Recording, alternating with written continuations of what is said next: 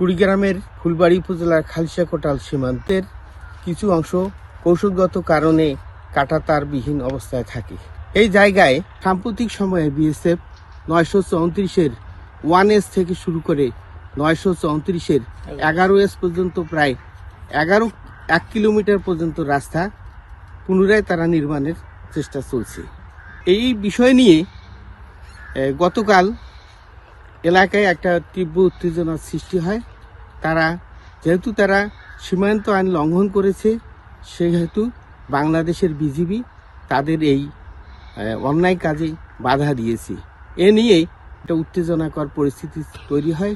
আজ 934-এর 1S-এর কাছে বিএসএফ এবং বিজিবির মধ্যে একটা পতাকা বৈঠক অনুষ্ঠিত হয়েছে। বৈঠকে বিএসএফ এর পক্ষে নেতৃত্ব দেন এসি সুনীল চন্দ্র এবং বিজিবির পক্ষে নেতৃত্ব দেন পদ্মা সেতু, মেট্রো রেল এবং এলিভেটেড এক্সপ্রেসওয়ে নির্মাণের গর্বিত অংশীদার বসুন্ধরা সিমেন্ট সুবেদার নরেশ চন্দ্র। গতকালের যে পরিস্থিতি ছিল এ বিষয়ে স্থানীয়দের যে অবস্থান সেটা আমরা তাদের সাথে কথা বলে জানতে পারি। আজকে সকালে উঠে দেখি বিজেপি এবং বিএসএফ উভয় আবার মিটিং চলমান অবস্থায় আছে। তা ওদের কাছ থেকে শুনলাম যে কি অবস্থা, বললো যে এখন সুস্থ অবস্থায় আছি, তেও থেকে মিটিং হবে, তারপরে দেখা যাক কি হয়। আপনারা তো ইতিমধ্যে জানেন যে ফুলবাড়ী উপজেলার খলিশাকোটাল সীমান্তে গত 2 দিন থেকে একটু উত্তেজনাকর পরিস্থিতি ছিল।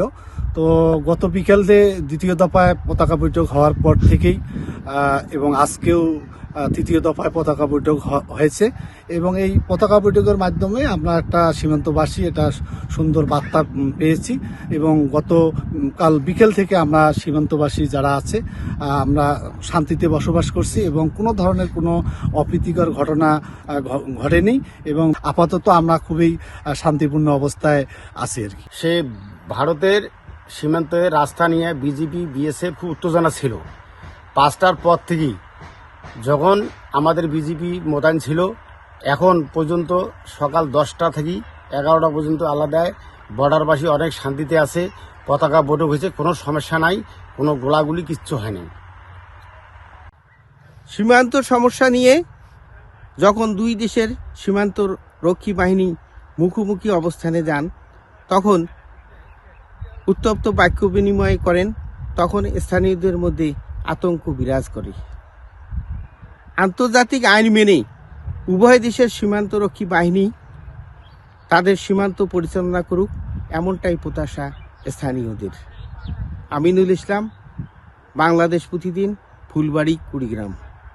দর্শক, বাংলাদেশ প্রতিদিনের ডিজিটালে আপনাদের স্বাগত।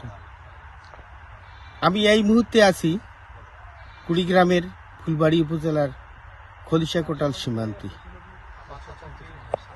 আপনারা অবগত আছেন যে এই সীমান্তের নো ম্যানস ল্যান্ডে ভারতের একটি পাকা রাস্তা নির্মাণকে কেন্দ্র করে একটা উত্তেজনাকর পরিস্থিতির সৃষ্টি হয়। ভারত আন্তর্জাতিক আইন অমান্য করে নো ম্যানস ল্যান্ডে সড়ক নির্মাণ করতে গেলে স্থানীয়রা বাধা দেয় এবং পরবর্তীতে বিজিবি এসে সেই কাজে সহায়তা করেন।